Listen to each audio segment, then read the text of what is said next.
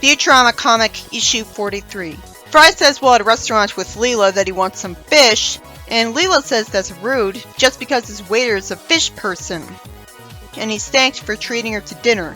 He screams at seeing a spider on the bill and screams again at the bill. She says she's fine with paying half, not because it's the right thing to do, but just because they're only here as friends. The comics are not brave enough to change the status quo, even though its issues don't have continuity anyways. This is the future. Fry's credit card has been declined, and the company's somehow allowed to tell the employees of the restaurant to try to kill him. She's totally confident that he'll survive, and just says she'll take a cab home. Fry's told at the bank that his checking account is overdrawn by $13, and that's bank robbery. And the robot triggers a silent alarm because he's an idiot, so he's chased away by the cops. He tells Farnsworth that's why he needs a raise, and he says those are good reasons for it, and even appreciates the use of puppets to explain it. He says raises aren't in Plan Express's budget, and they have to tighten their belts. He says he's almost finished building his gold butler to serve him caviar, showing what he's wasting his money on. He could sell so many of his inventions to any planet he wants to get any kind of money he wants. There's no excuse. And Fry's salary gets cut in half because his boss can do whatever he wants, and is apparently too lazy to put any of his inventions up for auction. So Fry gets a second job at a fast food restaurant and gets a complaint because he didn't give him the food in seconds. He lied about being a genetically enhanced speedster to get the job. What made him think he wouldn't get fired right away? Then he gets a job as a taxi driver. Gets told by an impatient customer to fold space using a wormhole, and he can't do that without getting a ticket. The guy says he'll pay it, but only lied, and lied to the cop about what really happened, and hopefully he won't really sue the company.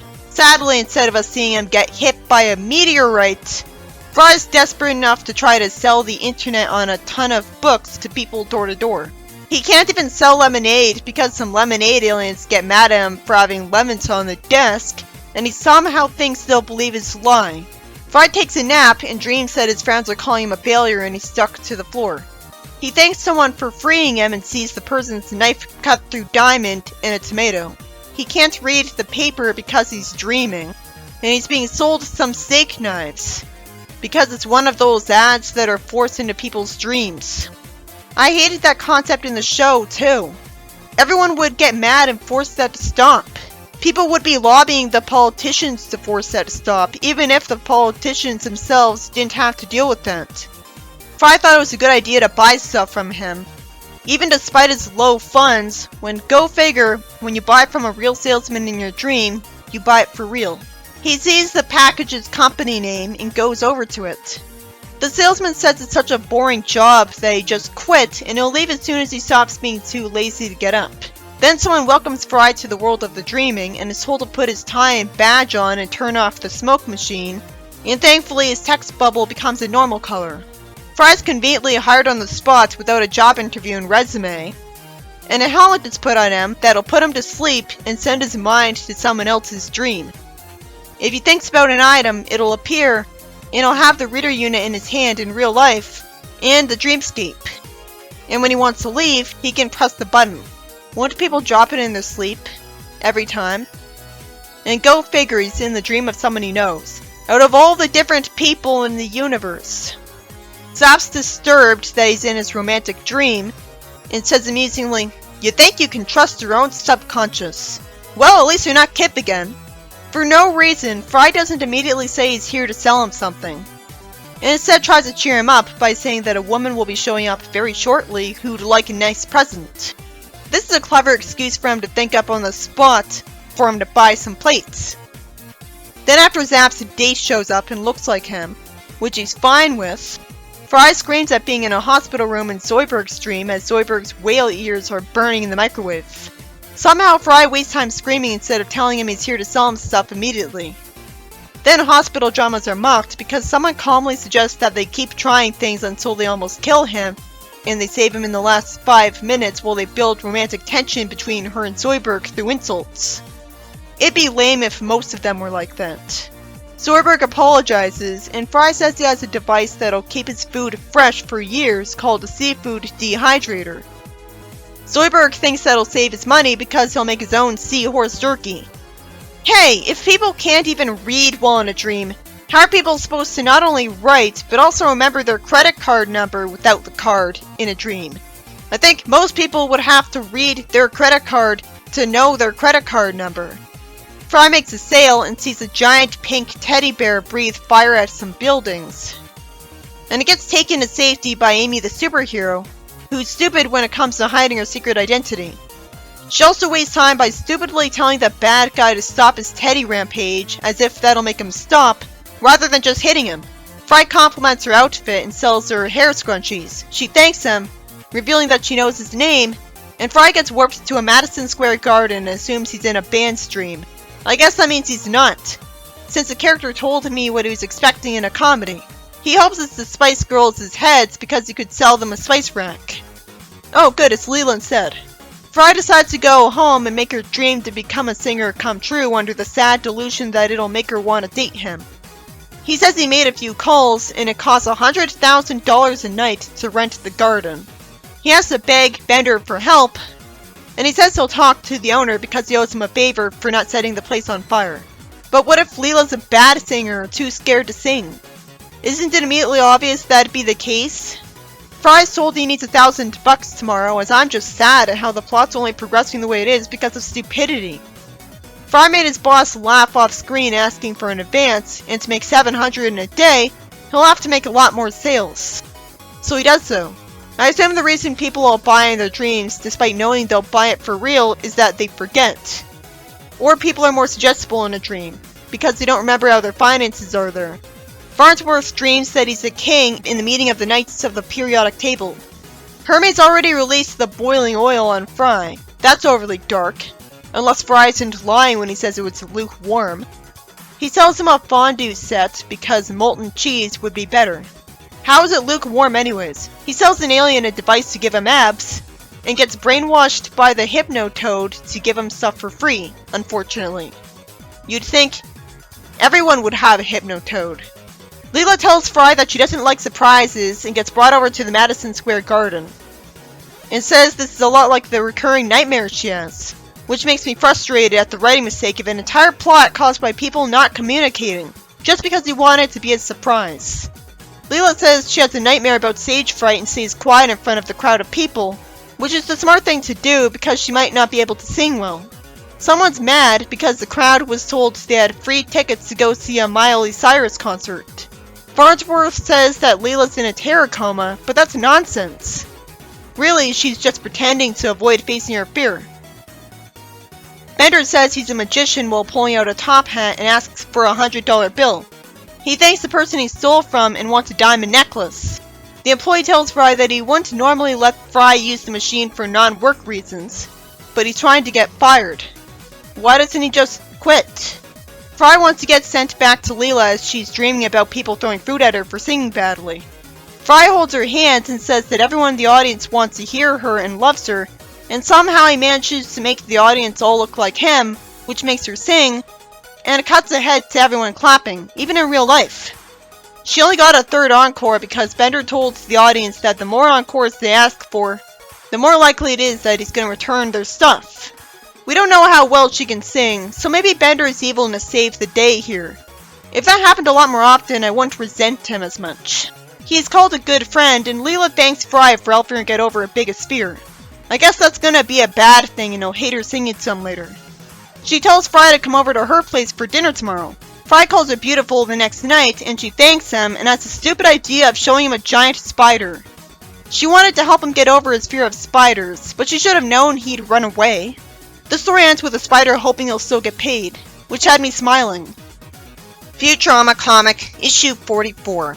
We see Bender try to take someone's spaceship from them with a weapon in the confines of Grand Theft Spaceship. Fry downloaded Grandparent Theft Spaceship instead, where the old man in the spaceship with them is driving too slowly and badly while the police are after him. It made me smile how much he had to complain about. He decides to go check on Leela, who's sleeping in a pod while the ship's on autopilot. And when Alien makes noise, He thankfully hears it and attacks it instead of being insultingly oblivious. Fry tries to get the controller from Bender, who thinks he'd crash his spaceship. And somehow Bender has the dumb idea to tell him he'd never drive the ship like he would in a game and dare him to do that in a crowded asteroid field. Then he says he'll play chicken and some spaceships crash. And it cuts to Fry at the court, where the lawyer he was given for free is somehow the person he made crash. A conflict of interest. And somehow he says Fry's guilty, which would get him fired. Fox says that's not fair and those charges against him about the hen house were dropped. I wonder how the comic was allowed to get away with having Star Fox characters and Mario in them for a bit, when Nintendo didn't even approve a Mario comic. And Fox is incorrectly called Star Fox, shortened to SF because it's another universe. Fry's told he's losing his license until he'd complete spaceship traffic school. Fry makes the mistake of telling him he never had a license because he's desperate not to go to that school. So at least the comic remembers that he didn't have a license yet. And he gets an entire 2 weeks in jail for contempt of court instead of for flying the ship without a license. He sees Hermes here and he's teaching traffic school because he likes to be out of the house on Tuesday nights when his wife watches her intergalactic idol program. And he hates the way they sing on that show. Then how can anyone stand to watch that show enough for it to have ratings? Kip says he's here with the students because Zap made him go here. And Hermes shows some footage of gruesome crashes. It's not gruesome if we don't have to see gore. I don't want to see it, but we should have been shown the characters reacting to it. I wonder how the comic's allowed to show characters from the Jetsons in it. Fry gets a paper airplane in his hair, and Zap says he'll shoot out of his hair, and somehow, Hermes tells Fry to quit messing around when he can clearly see his hair's on fire, and he wouldn't actually do that to himself. But Hermes knows Fry, so he's gotta be only treating him badly because he's been tired of his idiocy for a long time and wants an excuse to mistreat him. But I wish that was explained. Because nobody could be that stupid as to think he was just messing around. And there's nothing more infuriating and unfunny than a bad teacher. Fry puts out the fire with a water fountain, and Zap says to him when he's bald from it, "Oh, please don't send your X-Men after me." Then there's a time skip where the text box thankfully says 1 hair transplant later. The story is also nice enough to not only imply that anyone can afford an immediate hair transplant, but also have Fry immediately master parallel parking. Then he's told to test his parallel universe parking. Hermes says that he and a group of Frys from other dimensions are going to try to get the one parking spot left. And he opens the interdimensional gateways. And the various Frys look more different from each other than the other Sonics do in Night of 1,000 Sonics. This is a ridiculous test. I mean, the idea of seeing if you can handle trying to get the one parking spot, that's not so bad. He's given an incomplete and tells Hermes off because it seems impossible. Especially when it's suddenly forced on him without any explanation for how he's supposed to do it. Then a blob alien has to do the test, and they all try to let each other take the parking spot because they're so polite. And they crash into each other and magically merge into one. Zap mocks Fry and then gets satisfyingly told that he failed the test too and cried about it. I wish I saw that. Instead he says he has a winner's spirit, so really it was the test that failed him. I like that. And he kind of has a point because the test was stupid, so it did fail him. He can't really be blamed for thinking that Fry will always be a loser. It's interesting to see Fry argue with and feud with Zap a lot because for once they're on equal social standing. And it makes sense because they both want Leela. He says R2 a lot and then says he wasn't talking to R2. I wonder if this story was released after Disney bought Futurama and Star Wars, which would explain why R2 showed up. Zap says he wasn't talking to him and apologizes, which just makes me wish he was that polite to Fry instead, because he really has no reason to mistreat him the whole story. I don't remember him bullying Fry as his character before. Fry stupidly challenges them to a race to the end of the universe. Clearly that's a dumb idea because that'd take forever and neither of them have their licenses. They immediately get given their licenses. Somehow Zap already had a doctor's note saying he's not allowed to race. Wait, maybe it was written a long time ago from a racing incident. It's convenient that Kip's always forced to keep it in his back pocket we can't see that's as tall as his entire torso. Zap gets dared again and wants Kif to race in his place. Zap's just scared of losing the race. Kif says he wasn't allowed to get a spaceship license because it encouraged him to mutiny. And yet he didn't think all the other things he put him through would encourage him? Why was Kif allowed to be at the class if he wasn't taking the tests? Zap says he'll race Fry, and then a bunch of people show up wanting to bet on who's gonna win. Then Zap says he'll make a side bet between him and Fry. And Fry isn't sure and gets dared into it. I'm guessing it's about Leela. Why would either of them hold up their end of the bargain just because they lost the bet? Fry thanks Amy for being their space flag girl. Somehow there was a college course for that. Oh, and there's a ton of other people racing in space too, even though it's supposed to be just a race between Fry and Zap. Fry thanks Bender for helping him out, and he says he's wanted to be a mechanic during a race since he found out about the prize money. A spaceship rams Fry's ship, and Bender's miraculously smart enough to immediately know that he's driving a diesel engine ship. He goes to the airlock and opens the window and punches the spaceship, causing it to explode. That'd kill the driver.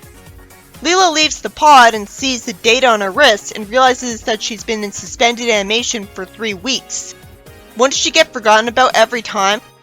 Leela wastes my time saying Fry's not gonna race when we know that won't end it, and just then, Zap has a video call that kind of obscures Fry's front window, encouraging him to quit. He insults Leela's ship for no apparent reason, enraging her into telling Bender to make the ship go as fast as possible. Zap wants to cheat, so he says to channel music to the ship ahead of him, a lullaby CD, which somehow puts the driver to sleep right away. Leela's smart enough to grant permission to cheat because Zap's doing it. This is better than Sally. She also kicks a lot more. Bender knocks on an alien's window, getting him to roll down the window in space to hear him, even though he can't hear people in space, because there's no air to transmit sound. And because he did that, even though he could clearly see he was in space, he gets sucked out of the airlock to certain death. All of a sudden, characters are dying left and right. Kif gets told to fire the sign of a torpedo tube that says "Free Kittens," fooling the woman into flying to a portal. She gets sent to some cat people that clearly aren't adorable, and she creeps them out, scratching them, as she's stranded on an alien planet illegally. Well, that's sad. Somehow Bender's too wimpy to sabotage the robot minister's ship, and the robot minister finds out that a robot installed a booster engine in his ship. That robot always explodes when stressed, and he's asked how he didn't do that when he was using some of the spare parts that were used to make him to install the engine. So he explodes on him. He'd have to be designed like that on purpose, illegally. I guess there's plenty of different models of him. So predictably, it's down to Fry and Zap, and somehow there's an end of the universe they would actually hit if they didn't slow down. Even if they hit a wall more slowly, they'd hit it. The only way there would be a solid end of the universe is if it was a force field. Scientists today don't really think there is an end to the universe. Leela doesn't want to get killed over a bet and has the ship turn around, so Zap thinks he won, unfortunately. The ship gets stranded in a magical universe with air in it. If there was really nothing here, there would be a vacuum to suck them out the door, and there wouldn't be air for them to breathe and talk in. So the ship's sensors are glitching. Zap sneezes, and I guess Kif was forced into buying him a hanky for his birthday. He never uses it for no reason, and he apologizes and says he's somehow allergic to nothingness. He wonders why they're alive if there's no air here. Kif says it's because there's no death here, but there'd be no life here either. And death is more of an absence of something than life. If the idea is life is just the absence of death and doesn't actually exist, that doesn't make sense because life's got classifiable features. Not like death or darkness. Kif can't start the engine to fly the ship back through that hole because the laws of physics don't work here because they don't exist. If that was the case, then they'd all be dead right away. I mean, they think they can't die, so they would be alive in an I'm a Scream situation. They wouldn't be able to move. Then they get saved by a lifeline because of Leela, pulling them out of that impossible place only an evil wizard would make. I think the laws of physics would exist everywhere, just saying. Zap says he'll admit the ship doesn't suck, but demands the $500 anyways. which is evil because I'm pretty sure he makes more money from his jobs than Fry does. Leela should have called him out on that. Predictably, Fry promised Zap a date with him, and he should have known that when she said she'd give him what's coming to him, she'd punish him. She hits him with her boot and Fry, even though she can easily get out of going on a date with Zap, so it doesn't really matter if he promised him a date with her or not. Too bad we don't see the boot impact Zap. Oh, and there's gore from that, but not from the crashed spaceships in the footage. 7 billion years later in a closed universe that's obnoxiously green everywhere, someone wants some kids to tell them how the universe began, and the kids have liquid on them. The universe started because of Zap's sneeze, the Great Gesundheit. It's silly, but it would have biological material in it. And the creator of the universe magically forced the people of this one to speak English just like us. This story was about Fry's overdrawn bank account causing him to get a second job selling people stuff in their dreams, which takes advantage of the horrible concept from the show and makes it interesting by letting us see the dreams of characters we're familiar with. Farnsworth has a dream that he's a king, implying that he wants more control. Fry sees Leela's dream and wants to make it come true. He could have easily communicated with her and found out that he shouldn't try to make it come true, but thankfully Bender saves the day, as does Fry by going into her dream. This story was about Fry having to take driving lessons instead of go to prison because he somehow agreed to drive recklessly and make people crash, and Zap just so happens to be taking the same course as him, so he's annoying to Fry all story for no reason out of nowhere because he's a loser. He challenges them to a spaceship race, and somehow there's an end of the universe dimension of nothingness where Kip and Zap don't die instantly from the nonsensical lack of physics that isn't even demonstrated to us beyond their ship not working. And if the excuse is they can't die in general, they would still not be able to move. Leela saves them because she'd feel guilty otherwise, and fortunately refuses to have a date with Zap just because Fry volunteered her. At least Zap's sneeze somehow created a universe, because of an off-screen wizard spell, so he's responsible for everything good that happened in it.